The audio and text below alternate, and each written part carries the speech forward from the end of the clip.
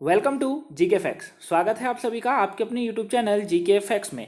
जानेंगे इस वीडियो में, यानी कि आज का जो हमारा 2 बजे वाला जो टॉपिक है वो है कि चीन ने 3 बच्चों की नीति को अभी मंजूरी दी है।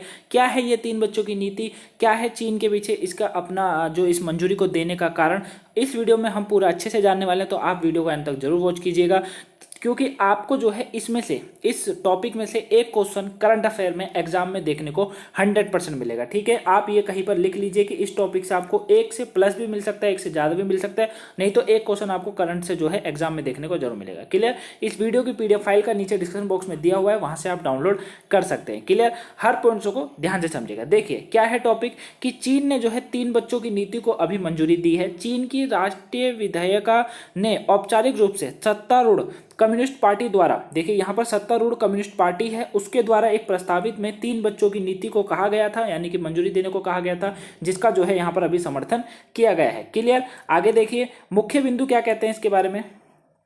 मुख्य बिंदु क्या कहते हैं कि चीन अधिकारियों के अनुसार 3 दशकों से अधिक समय से लागू की गई एक बच्चे की नीति लगभग 400 मिलियन जन्मों को रोका है। तो यहां पर जो है ये कहा जा रहा है, यहां के चीनी अधिकारियों के अनुसार ये कहा जा रहा है कि जो यहां पर 3 दशकों से, यानी कि करीबन 3 दशकों से यहां पर जो है एक ही नीति चल रही है, वो क्या है, एक बच्चे की नीति। क्या है यहां पर, एक बच्चे की नीति चल रही है। बताइए, एक बच्चे की नीति है, जब जाकर जनसंख्या इतनी है यहां पर, तो एक बच्चे की नीति के अनुसार यह कहा जा रहा है कि लगभग 400 मिलियन जन्मों को रोका गया है इस नीति के अनुसार। इसीलिए यहाँ के अधिकारियों ने और यहाँ की जो सत्तारूढ़ पार्टी है उन्होंने जो है 3 बच्चों की नीति पर जोर दिया है। वहीं 3 बच्चों की नीति एक प्रमुख नीतिगत बदलाव है, यह भी कहा गया है। साथ में इसका उद्देश्य की अगर बात करें, उद्देश्य क्या बताया गया है कि दुनिया के सबसे अधिक आबादी वाला देश चीन में जन्म दर में भारी गिरावट को रोकना है। यानी कि ये इस बात को कहते हैं कि दुनिया में सबसे अधिक आबादी वाला देश कौन सा है, चीन है। सेकंड नंबर पे कौन है, हम लोग हैं।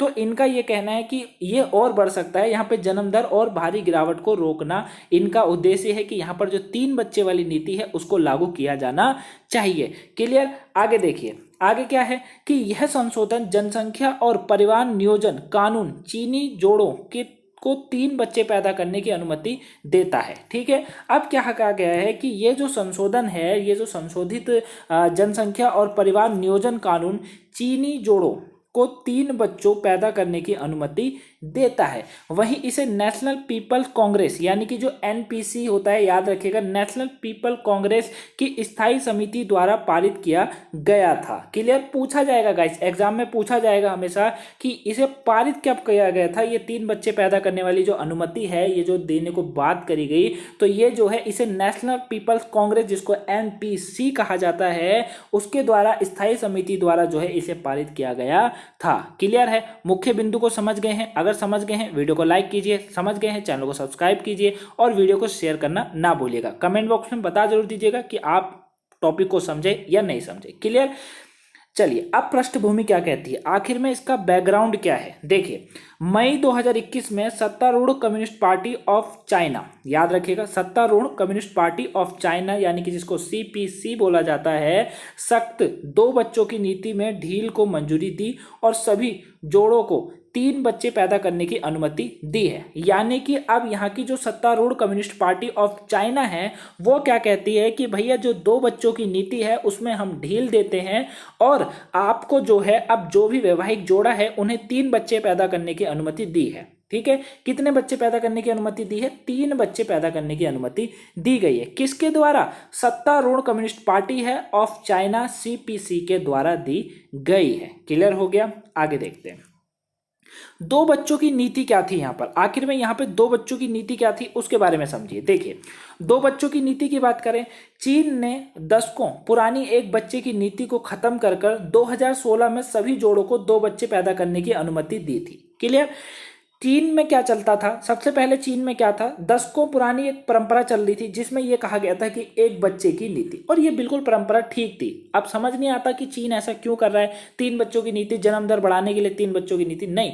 देखिए, जिस जनसंख्या ठीक है, यहाँ पर टेक्नोलॉजी, एजुकेशन सब कुछ अच्छा है, लेकिन जब जनसंख्या बढ़ती है तो क्या होता है, उसके साथ साथ साधन कम होने लग जाते हैं, है ना। अगर हम अपनी देश की बात करें, हमारे देश में हालांकि हमारा देश सर्वश्रेष्ठ है, सब कुछ हमारे देश में अव्वल नंबर 1 पर है, ठीक है, लेकिन उसके बाद भी यहाँ का एजुकेशन सिस्टम जो है वो थोड़ा वीक है ना। और सबसे बड़ा यही होता है कि जब जनसंख्या ज़्यादा हो जाएगी, बेरोजगारी सबसे बड़ी बढ़ जाती है, और बेरोजगारी का कारण ना एजुकेशन प्राप्त करना भी होता है, क्लियर। लेकिन अब चीन जो है एक बच्चे की नीति जो कि बेस्ट लगती है, अच्छी लगती है, अब जैसे उत्तर प्रदेश की बात करें, उत्तर प्रदेश में तो 2 बच्चों की नीति लागू करी जा रही है ना, तो उल्टा हो रहा है, उल्टा हो रहा है ना। चाइना बंद कर रहा है, चाइना 3 बच्चे की नीति ला रहा है, उत्तर प्रदेश अगर बात करें तो अभी उत्तर प्रदेश योगी जी ने 2 बच्चों की नीति, है ना। तो उसी तरीके से जो है ठीक है, चाइना अपने हिसाब से कर रहा होगा, आखिर में देश है सबसे बड़ा, जो बात करें टेक्नोलॉजी के मामले में बात करें, सब में जो है सर्वश्रेष्ठ देश है एक, है ना। तो चलिए टॉपिक पे आते हैं, क्या है टॉपिक देखिए, तो यही है कि 2 बच्चों की जो नीति थी वो एक बच्चे की नीति काफ़ी दशकों से यहाँ चलती आ रही थी, जिसको 2016 में जो है खत्म करा गया, ठीक है। कब करा गया, 2016 में एक बच्चे की नीति को खत्म करा गया, याद रखिएगा एग्जाम में पूछा जाएगा। अब जब 2016 में खत्म करा गया तो यहाँ के सभी वैवाहिक जोड़ों को कहा गया कि आप 2 बच्चे पैदा करने की अनुमति उनको दी गई, कि मतलब अब जो है आप 2 बच्चे पैदा कर सकते हैं।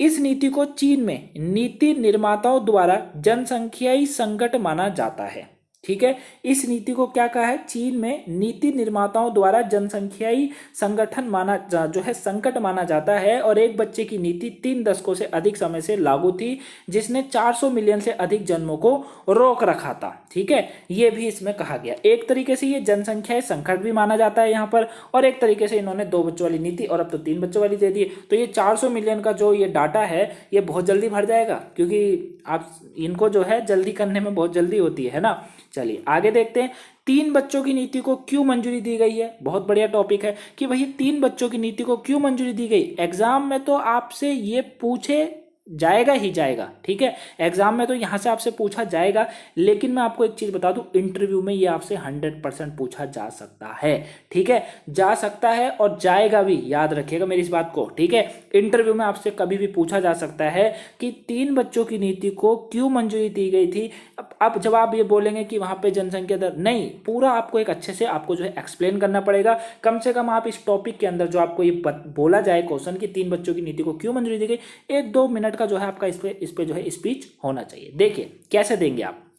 यह निर्णय जनगणना के आंकड़ों के बाद लिया गया था, जिसमें दिखाया गया था कि चीन में जनसंख्या सबसे धीमी गति से बढ़कर 1412 बिलियन जो है हो गई है। देखिए यहाँ पर जनगणना हुई, ठीक है, जनगणना के बाद ये निर्णय लिया गया कि भैया यहाँ की यहाँ की जनसंख्या है वो सबसे धीमी गति से बढ़ी है, और सबसे धीमी गति से बढ़कर 1412 बिलियन हो गई है, ये कहा गया है यहाँ पर, करीबन 141 करोड़ के पार मानिए इसको, ठीक है। वहीं नई जनगणना के आंकड़ों के अनुसार जनसंख्याई संकट गहराने की उम्मीद थी, क्योंकि 60 साल से ऊपर के लोगों की आबादी 18.7% बढ़कर 264 मिलियन हो गई है, ठीक है। ये थोड़ा सा यहाँ संकट की बात है, क्योंकि 60 साल से ऊपर के लोगों की जो आबादी है वो 18.7% बढ़कर जो है 264 मिलियन हो गई है यहाँ पर, ठीक है।